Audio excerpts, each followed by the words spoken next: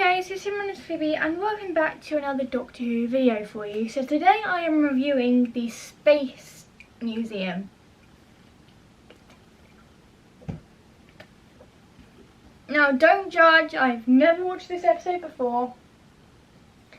And if you're wondering why I keep looking over my phone, that's because I manage 6 Doctor Who groups now on Facebook. So if you're a Whovian, go check those out. I'll leave them in the description of the Doctor Who groups I manage so you guys can be invited. Anyway, the TARDIS lands on planet Zeros, where a vast museum has housed a collection of relics from the galaxy conquest of the mighty Mork Empire. While they're exploring, the Doctor and his companions make a disturbing discovery. Their future selves are preserved as exhibits.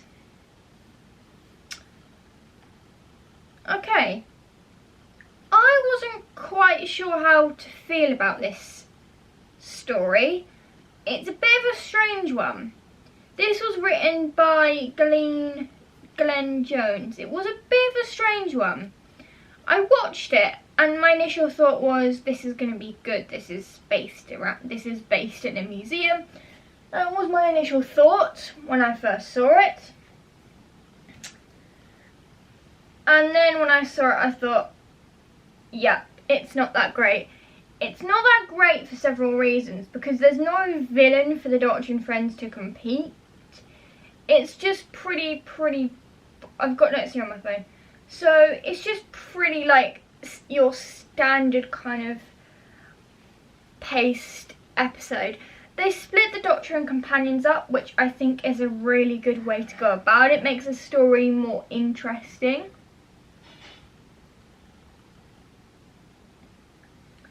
Which I think makes the story more interesting in that sense. So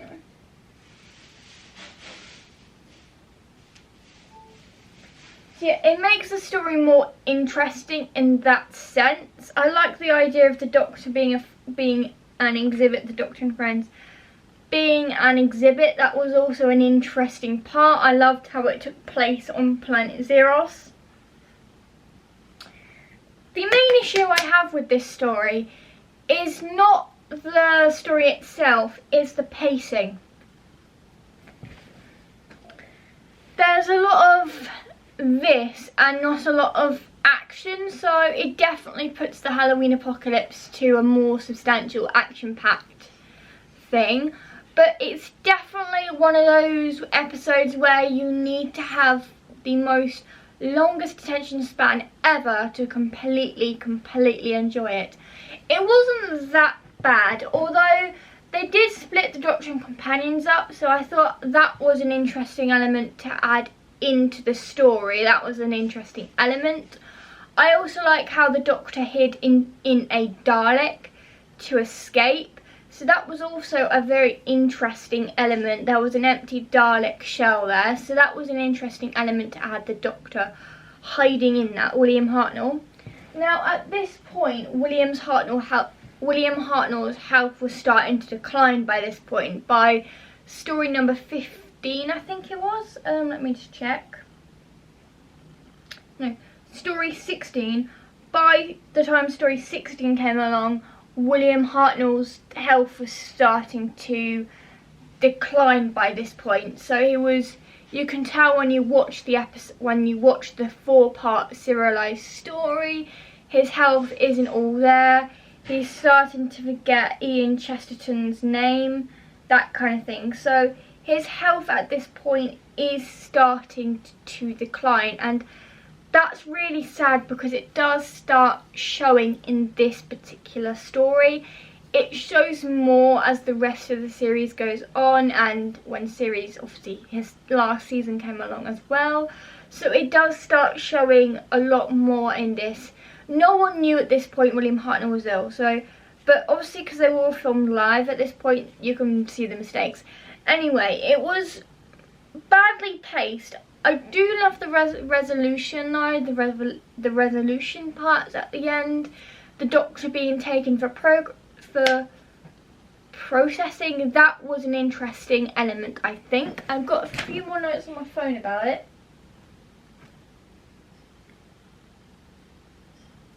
mostly from my Doctor Who groups that the notes are from. Just get them up for you. Someone said to me on the group it was a bit badly pacing.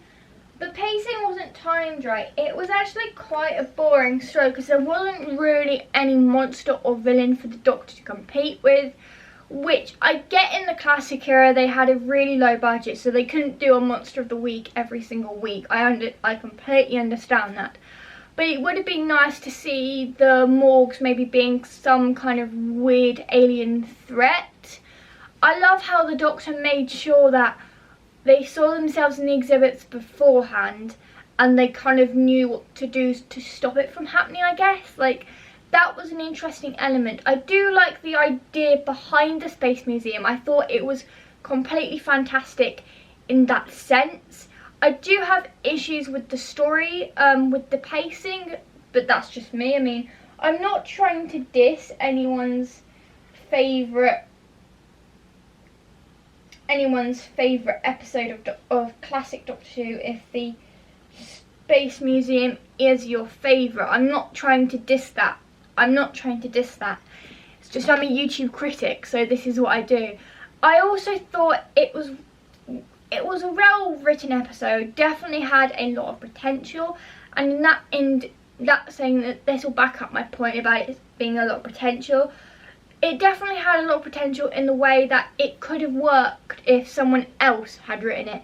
If someone else had written Space Museum, it would have been a lot better. The pacing would have worked better, the timing, and it would have filled the whole 24 minutes of each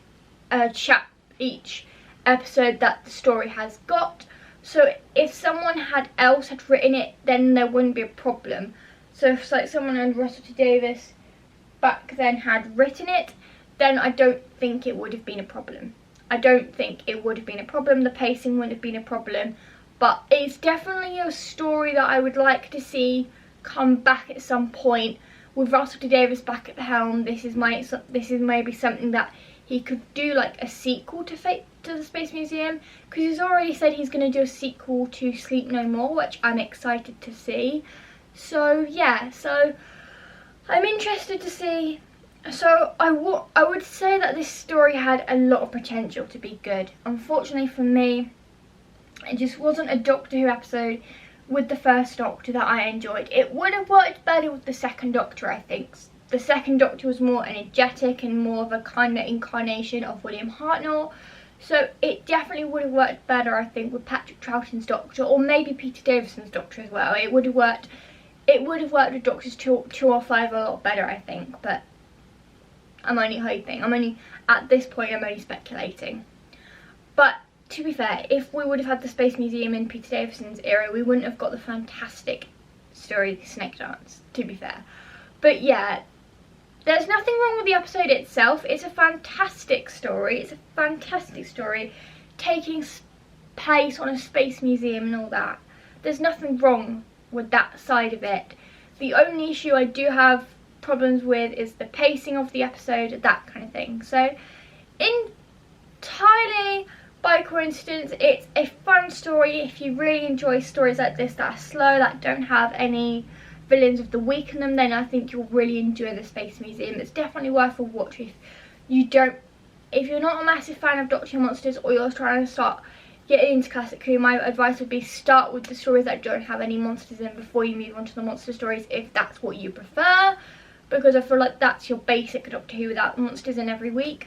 But I did like the aspect of it, and I did like the idea of the Doctor and companions being stuck in this Space Museum and being used as exhibits. That was actually quite interesting to see that, I think, and that's why I like it in that sense. But for me, it doesn't really do anything for me. It doesn't really help me, you know, get engaged with the story. It's not exactly action-packed for me, and I like my Doctor Who stories to be action-packed. I mean, I don't think that's what I'm saying, that's just my opinion. So out of 10, I would probably rate this episode, and I'm going to be kind here because this story has a lot of potential, and I did like the Dalek side to it, And I also like the Dalek ending, so that gets a extra point. That also sets up the next story as well, the Chasers. So for the ending alone, that gets an extra point, but the actual total score is a 7.5 because the Dalek ending at the end of that gets an extra point. It's like the Daleks set up this space museum deliberately for the Doctor and friends. So it's definitely one of those, and it sets up the next story, the Chasers, as well. So yeah, I hope you enjoyed this video. Please give it a thumbs up if you did, and I'll see you next Tuesday for Series 13 review, The War of the Sontarans. Bye now. Allons-y.